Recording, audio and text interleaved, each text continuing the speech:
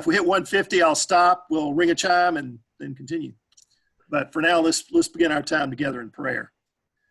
Our God, there are many things that you give us, and we're grateful for each one. We're glad for opportunities. We're glad for wisdom. We're glad for gifts. And we're glad that you are with us through them all. Help us this evening to hear and understand well, to know of your ways with us, and understand our role in it all as you have provided. In your name we pray. Amen. Okay. Essentially, my job is to help you understand where we are with the 80-1. And hopefully we'll have some questions in there too, because then I can easily deflect those questions to other people that know more than I do. So I don't know if you're familiar with my background or not, but I'm going to bring up some of that as we go. I became Chief of Chaplains in 2014, halfway through Delano Ellis's chiefdom. And so I would like to think that that was when the story began, but it actually begins farther back than that. And so we're going to go back essentially 11 years to help us understand where we are in the Civil Air Patrol. And so the Chaplain Corps. Let's see if I can get this to come up. Help me with that. So, you know, this is the briefing that we're going to do. And like I said, we're going to start with the first thing that happened in the Chaplain Corps. Happened in about 2009. And that was when the Chaplain Corps ceased to be a career track and was transformed into a specialty track. Essentially, that happened at a national board. I'll explain that a little bit later. When, you know, the regulation changes in those days were not made by any kind of process other than the board meeting and voting on those changes. And that's the way things were in 2009. And the Georgia Wing Commander submitted the idea that the chaplain professional development requirements be changed to bring them in line with the senior member programs that were already there. In other words, in those days, if you became a chaplain, you were promoted to the rank of captain. And you were able to take two courses, 221, 221A, and you didn't have to take squadron leadership school. You didn't have to take corporate learning course to progress. And so there was a real disconnect between the Chaplain Corps and the average Civil Air Patrol member, and that included those that were commanders and staff members at Wing. When I became a chaplain in April of 1993, I was almost immediately promoted to captain, so I immediately outranked my squadron commander. And because I have a doctorate, a year later I was promoted to major, and I immediately outranked my group commander. And so the thought was that in order to infuse the Chaplain Corps more into the program, that we would take away those kinds of shortcuts in the program. And so essentially the chaplain experience was not just a career track anymore, it became a specialty track.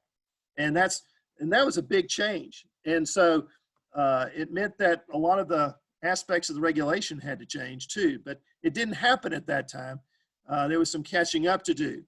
The next thing that happened was that the national board was changed to an advisory. Most of you were probably around when this happened, that the Civil Air Patrol was restructured completely from top to bottom. I remember when I became a wing commander, and I was that Georgia Wing Commander, by the way, that I signed 32 different documents that all had to do with fiduciary responsibility, because I was actually a member of the board. And so I had to function as an officer of the board as long as I was a wing commander. And so that structure was changed. In other words, in those days, we had almost 80 people on the national board. And so the result of that was the ability to change documents. Every time we had a national board meeting in August and a winter board meeting in February, the regulations were changed and added to, and people would add their little nuances to it. And we had voluminous regulations and pamphlets. And this was the situation that we had as we entered into 2010 and 2011. and there was no specific philosophy on documents. Now, that's going to mean that a lot of change has to take place within our regulations, and not just our regulations, but every regulation. But that was the main impetus to it, is that the board no longer was a board. All the wing commanders are no longer a member of the board. They're the advisory council, and the region commanders are advisory as well. They're an executive advisory council, essentially. And so they are all functioning as advisors. And so essentially that's what the Chaplain Corps Advisory Council does. It functions as an advisor to the Chief of Chaplains. And so that's a huge change. And I can remember all the tears that were shed over that, because a lot of the wing and region commanders felt like they were losing a lot of their authority and push and pull that they had within the organization, because the most that they could do would be to influence whoever the commanders were at that point. So, but that was a big change that affected the Chaplain Corps in many ways, particularly our documents.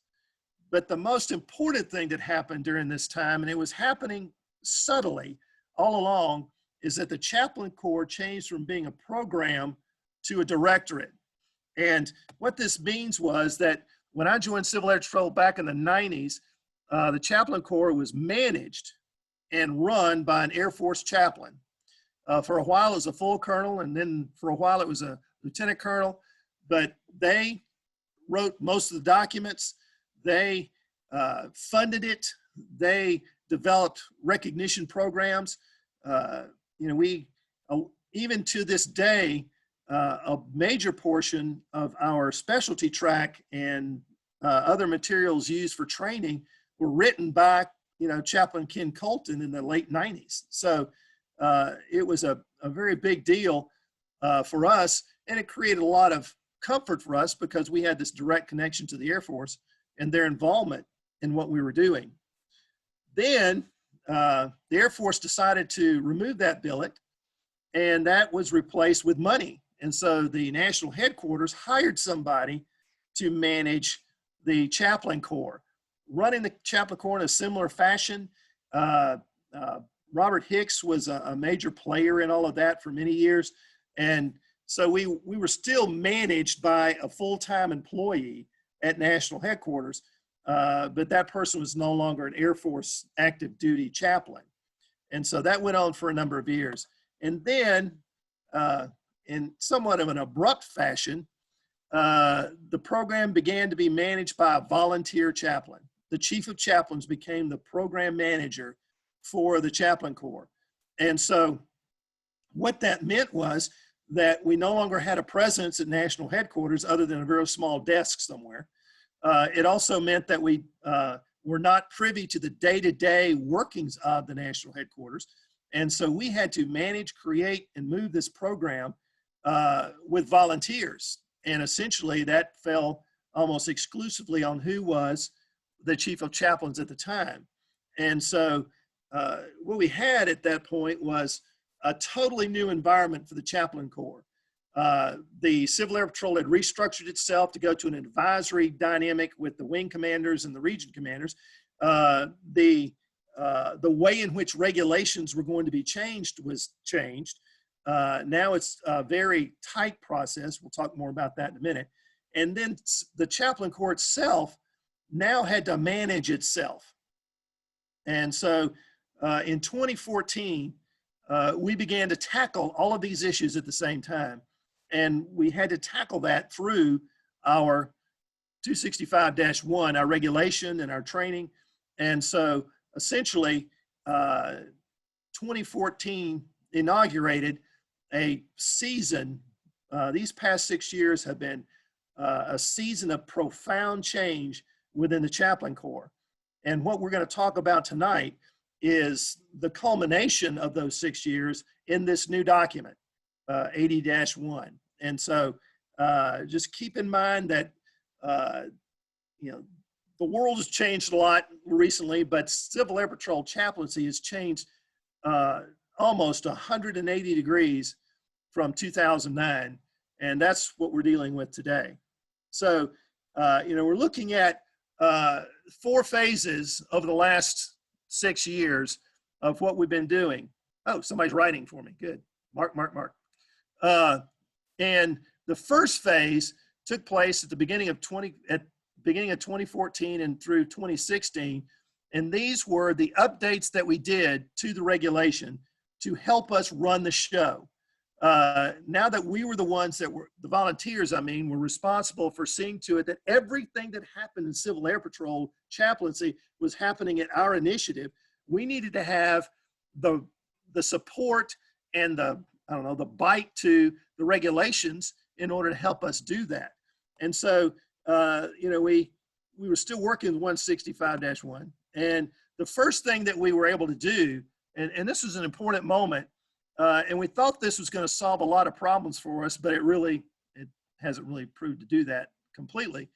But that is that commanders will make character development instruction available during cadet meetings per guidance in 5216 paragraph 1 through 7. So, you know, this was a big change. Took a lot of negotiation with the national commander and with cadet programs so that we would be on the same page when it came to how we're going to do character development.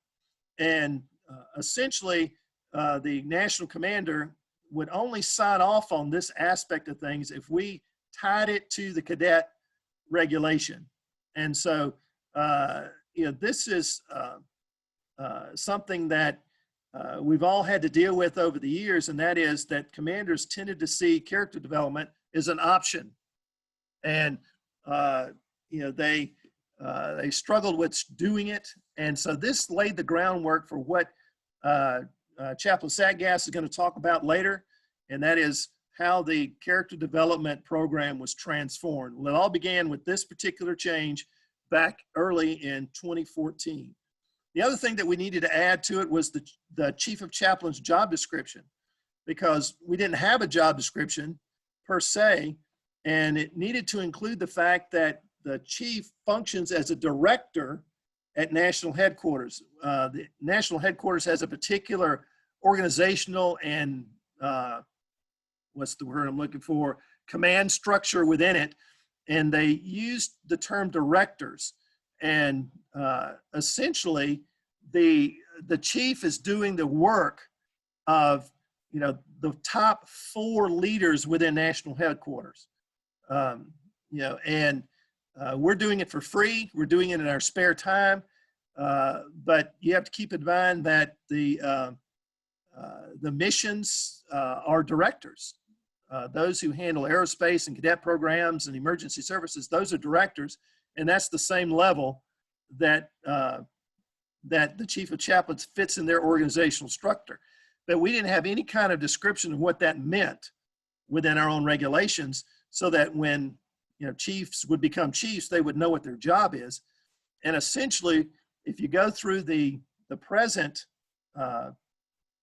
regulation, you will see that it is an absolutely overwhelming job. It is far beyond what any individual can do, particularly in a part-time situation. And so that necessitated that we had a national staff expansion and job descriptions for that. We modeled that after the Air Force at the Pentagon structure. And, you know, we have a number of people. And the reason that we have a number of people now that we've never had before was because the need to take responsibility for all these various aspects of the Chaplain Corps. And when you start thinking about how much we actually do, in addition to just the jobs, and I'm thinking along the lines of emergency services training and development, character development training and resourcing, it's just far beyond what a single individual can do. And so we expanded the staff in order to create the best possible team that we could in order to do that and to define what those jobs are. My present role is one of those jobs that we created during that time, Deputy Director, Plans and Programs, and definitely straight off of the, you know, the Pentagon structure there. So that we did this early on in 2014, and we started reworking some of the requirements because one of the things that we experienced early on was that, you know, we would have an entire state that had one chaplain in it. And that one chaplain wouldn't meet any of the requirements to be the wing chaplain, for example, or any of those other things. And so we had requirements like they had to be level 3 to do wing commander, or they had to be level 4 in order to get chaplain of the year. And so we worked all those requirements to open those things up and make the whole situation more flexible, since we were the ones that were now responsible for the working of the Chaplain Corps from national to squadron and from squadron to national. And so we were eliminating prospects by the requirements that we had, so we had to rework those. And so we did. And also we redid the CDI appointments, that's what they were called then. And, you know, we, our main goal there was to also follow the Air Force structure on that in terms of chaplain assistance. And so we've chosen the term support specialist in the more modern times, more recent times. But the idea in those days is that we wanted to have ethical and moral people, but we didn't necessarily have to have religious people. And so we essentially modified how the recommendations could be made, but also the training that was required for those.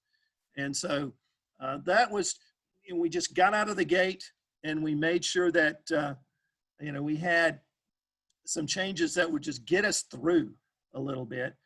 We did update privileged communication. There was a lot of discussion in those days because the cadet programs had changed the way in which you could do counseling with cadets.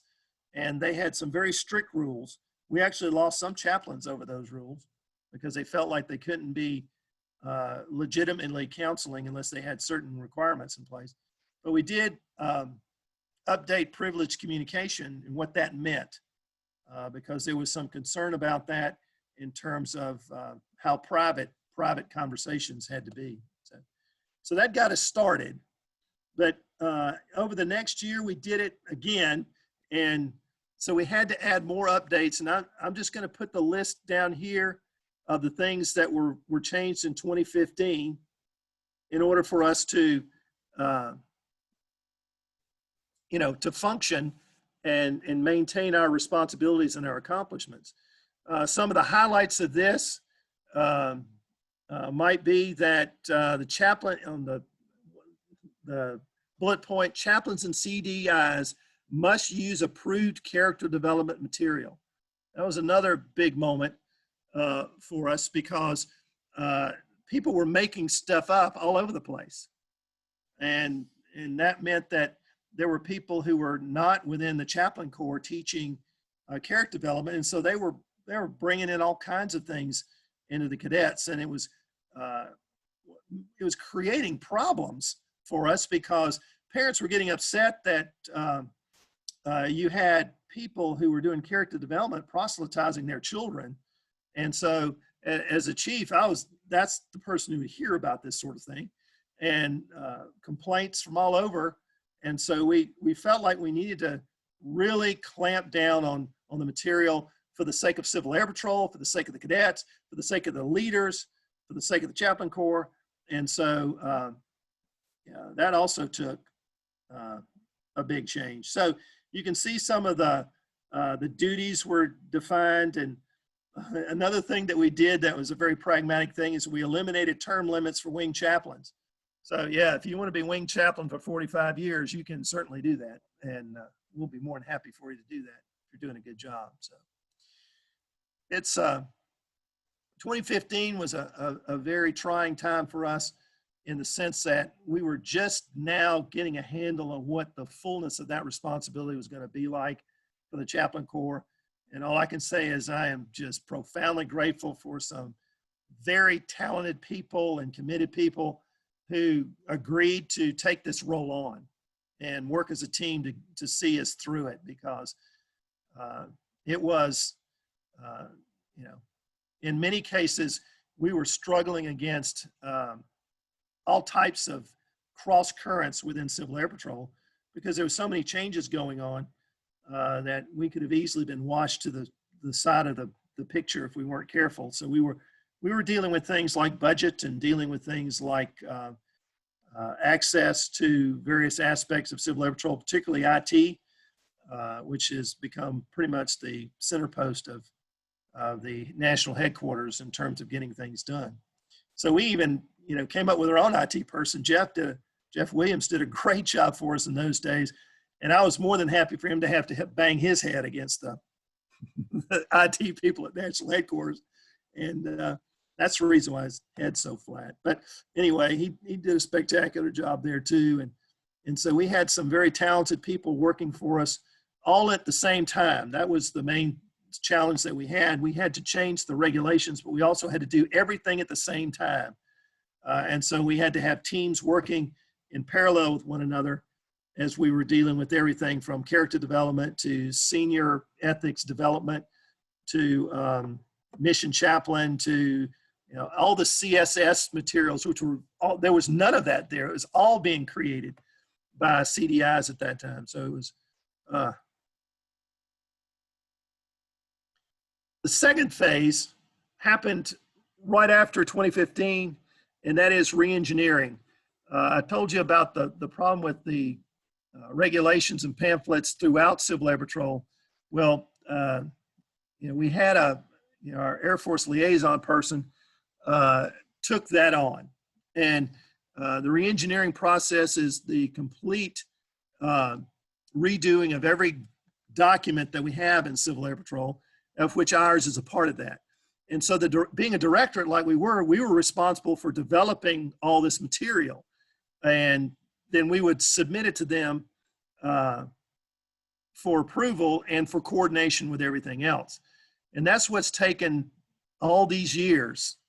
These last 5 years has been this give and take, back and forth, rewrite, and bringing our documents in line with the new policies and procedures that are coming with all the regulations and pamphlets. And I applaud, Colonel Gloyd for doing this. I imagine it's kept him up at night many a time because that just really was a necessary thing for Civil Air Patrol. And so we continued with the development of these new policies. And what that has meant is that with these new philosophies and policies, that things that had, we had a collection of regulations and pamphlets within the Chaplain Corps, they've tended to be combined. And that's the strategy that is a part of it. They have definite ideas about what should go in a regulation and what should go in a pamphlet. And so the separation of those things out has been something that we've learned along the way and been very successful, I think, in doing that.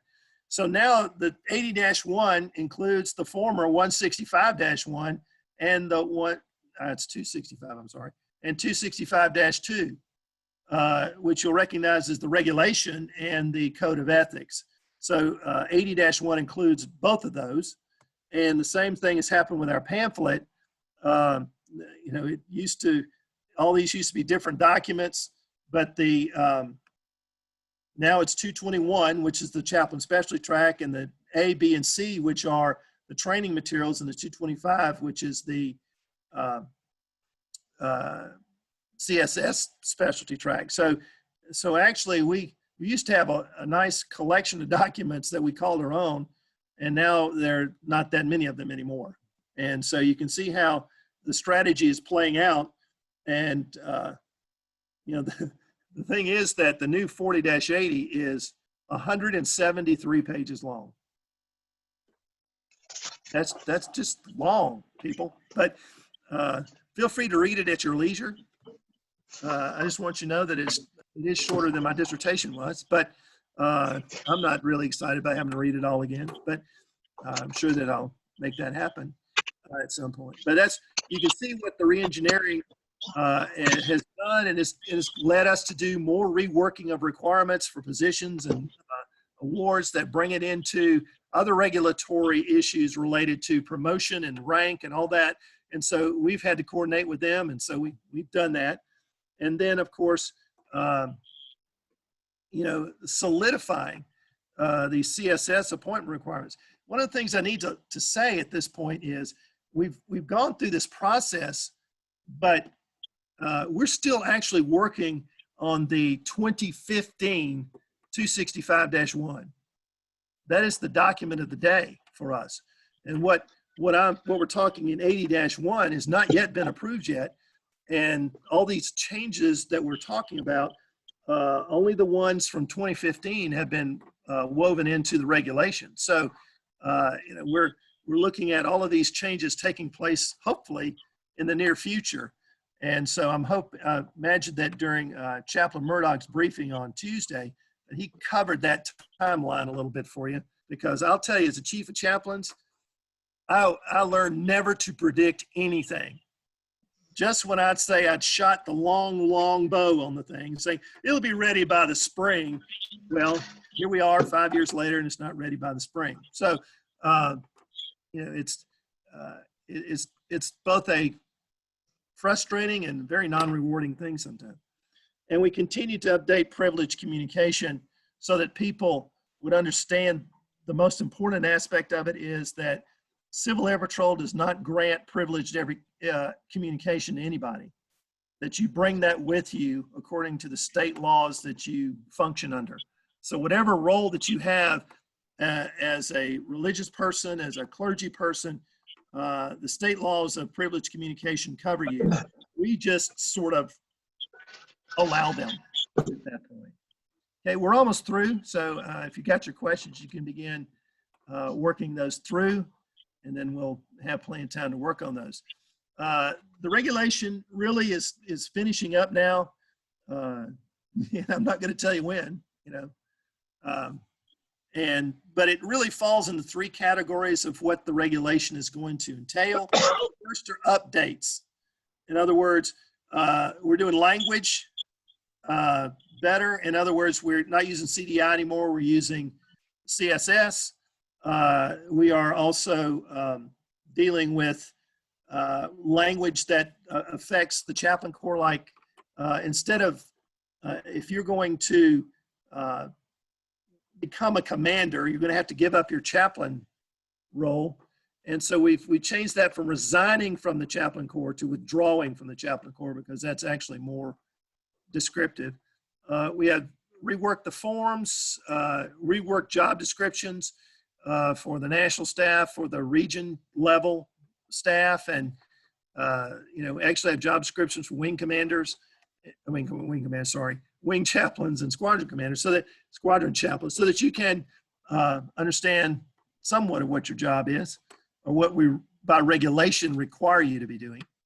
And then AFAMs, a lot of work has been done with our relationship with the Air Force, and so that of course has caused some reworking of how the regulation works and how it's worded, and processes that we use to engage in AFAMs on both an individual as a group basis. The second is additions.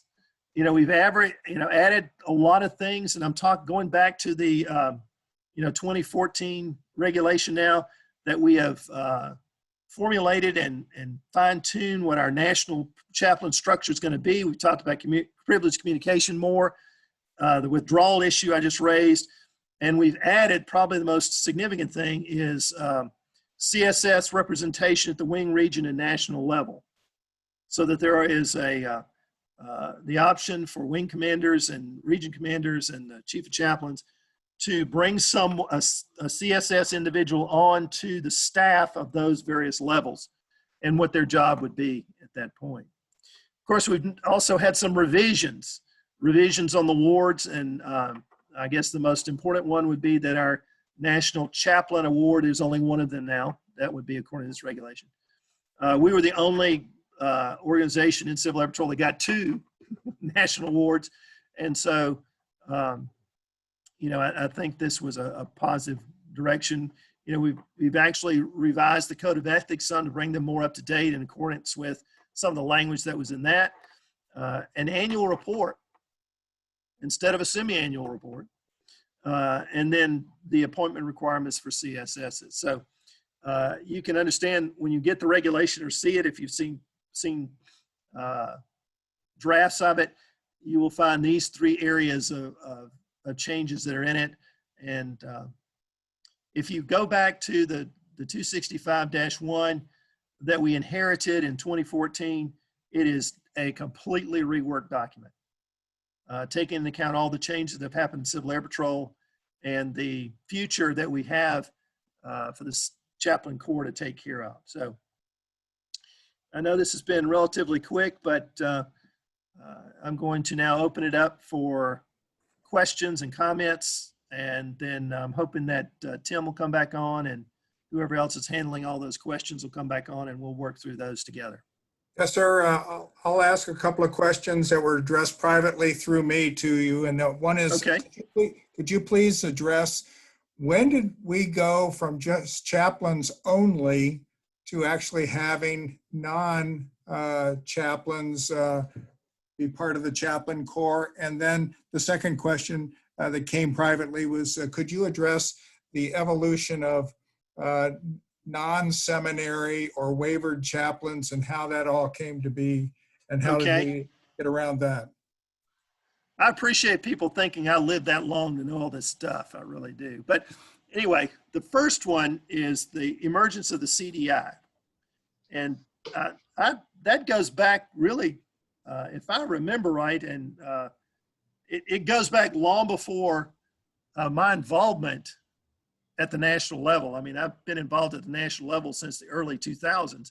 And I think that went back to Chaplain Murdoch. Wasn't that one of your ideas, Chaplain Murdoch? Yes. I was working that with Chaplain Van Horn in 93 to 96. And then I developed it further 96 to 98.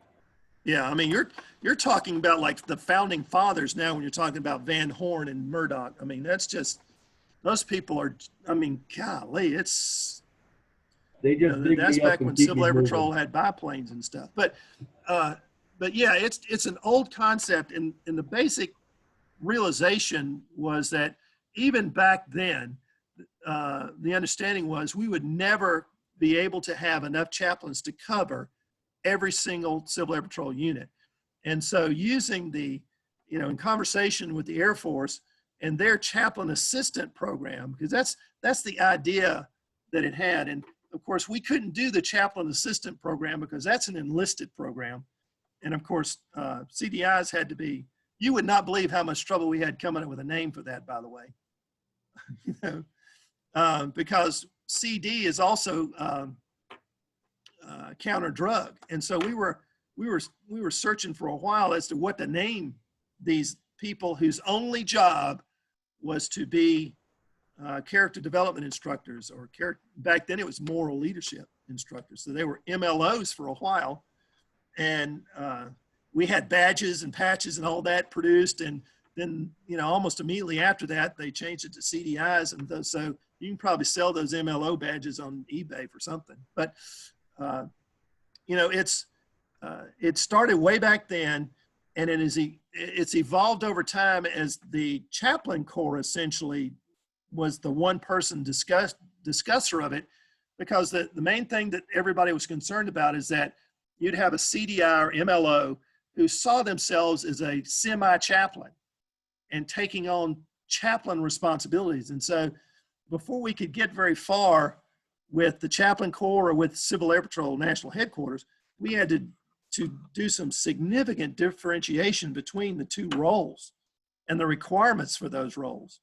And so essentially and Chaplain Murdoch, feel free to correct me on this, because the basic assumption is that we would use kind of the idea of a Sunday school teacher and the requirements that we could put together for those type individuals. They were not clergy, they were not full-time religious employees, but they were volunteer, essentials within religious structure. So that's how that emerged. And another part of that, Jay, was that we were looking on how could we get chaplains, and we would have chaplains that we didn't have the chaplain candidate program like the Air Force had.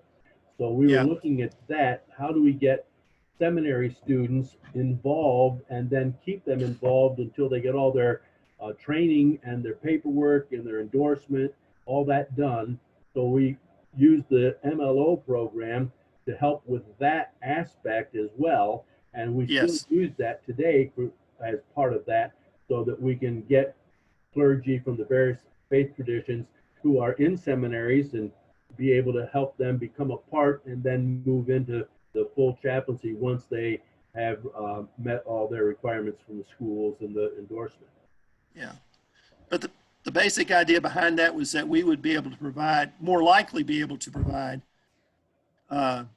Chaplain Corps personnel Right. for all Civil Air Patrol units. That's the basic idea there. Right. So, Be they Tim, you had another one, I seminarians think. or be they people who were qualified from outside of the church, outside of the church clergy aspect of the church. Okay. So Tim, you had Chaplain, another one. Yeah, Chaplain, he has another question, so that I think you're, since you were a wing commander previously, one of the questions coming in seems to appear as confusion as to if a chaplain has to resign from the Chaplain Corps in order to be a commander, why do our squadron commanders still get to teach character development? So there seems to be a confusion about those two roles. Could you address that, sir? Yeah, the only real confusion there is that that's what cadet programs demanded. They demanded that squadron commanders be able to teach character development and moral leadership and all of that. And we had to acquiesce to that demand. Understand, but what is the, why did we decide that a chaplain can't be a commander? That's not really been our decision. That is historically and traditionally military role. And certainly it's the way the Air Force does it. And, you have to keep in mind that the chaplain requirements within Civil Air Patrol are virtually, not completely, identical to the Air Force requirements. And so within their command structure and their chaplain structure, the roles are such that there has to be a differentiation between chaplain and commander. I mean, because they serve two different roles, and they need to be, the chaplain needs to function outside of the command structure. That's the magic word right there. UCM, the chaplains don't have any UCMJ authority in the military, and that's a summary of it, meaning that by not having any UCMJ authority, they're separate from the chain of command, but they're still attached as advisors, but they're separate from the chain of command. If you wanted to have a command, then you have to quit being a chaplain. That's simple. Yeah, it's just Civil Air Patrol really is the only real option for doing that, because we're a volunteer organization, and that we don't, we have the opportunity to do that. I've done it twice so far. I had to step aside to be a wing commander, but I also had to step aside to be a squadron commander more recently. So essentially I'm back after that, but it's a clash of roles, and mainly it's done for the cadets and the seniors who are not in command, that they have someplace, somebody to go to deal with ethical, personal, moral issues. And so the chaplain needs to be free of any kind of judgmental type position to be in, which would include IG type stuff. You have to be careful about that too. All right, Jeff, Chaplain Williams, are any questions in Moodle, sir? Oh, good grief, yes. And I have a procedural question. This will be more for Chaplain Murdoch. May I put the latest draft of 80-1 in Moodle for everybody to be able to see it? Not yet, because I still have a couple things that you and I need to talk about to bring it up to be ready to send out. Oy vey. Okay. We have Happy times. 8 or 9 questions in Moodle. And there's still quite a few in the chat too. Let's go to Jessica on chat. Hers are going to be harder to preserve. All right, I have about 12 questions for you. Okay. All right. I hope they're yes or no questions. Question number 1. So if we are a U.S. Air Force chaplain, we don't have privileged communication when speaking with CAP total force members? No, the point is that you have this, whatever privileged communication you have that you bring into Civil Air Patrol is the communication privileges you have. The Civil Air Patrol does not grant privileged communication to anybody. So, you know, an Air Force chaplain has actually more privileged communication than we have. I mean, in terms of, you know, I'm a pastor in the state of Georgia. You know, some of the conversations we've had with the Air Force over some of this AFAM issue is that, you know, the average airman has an understanding of privileged communication with an Air Force chaplain that may not necessarily be the case with a Civil Air Patrol chaplain. And so, you know, we had to be very careful in that conversation because the Air Force chaplain has much more privilege than we have. Let me chime in on that as well. This is Chaplain Sadcast. I had to work this a while back with legal and with Air Force legal about what is the status of a CAP chaplain when he or she is serving on an Air Force assigned mission as far as privileged communication. Yeah. And the answer is that when we are on an Air Force assigned mission as a Civil Air Patrol chaplain serving that AFAM, we fall under Title 10 and we have the same privileged communication as any other active duty military chaplain. When we're not under an Air Force assigned mission, we are not under Title 10, and then we fall under the privileged communication statutes of the state in which we reside. Very well said. Yeah. Thank you. The next question is, when will the CDI rating requirements change? Am I already considered a CSS with a CDI appointment? Essentially, we've started using the language when we started doing the mission chaplain training. I mean, essentially, when we have chaplain support nomenclature, that's where it actually began. And so if you go to your 101 cards and you go to your you know, mission qualifications and your SQTRs, you will see that CSS is what is being used there.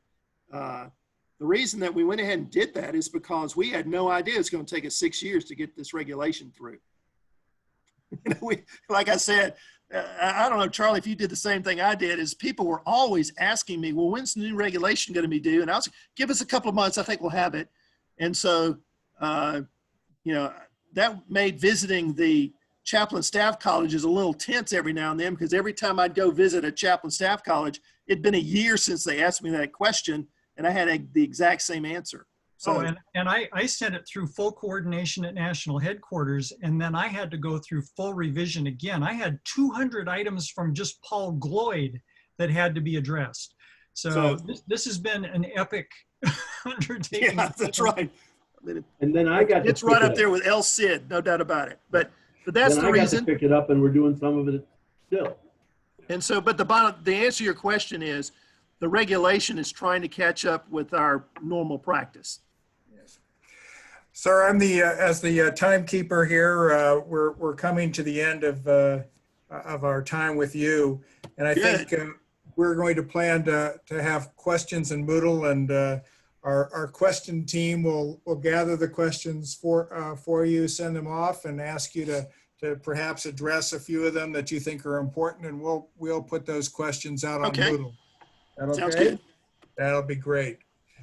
Well, sir, it's again been our privilege to have you be part of this, and we're going to take about a 5-minute break here, and but in between doing that, we launch a polling question for everybody on here that helps us learn some stuff. So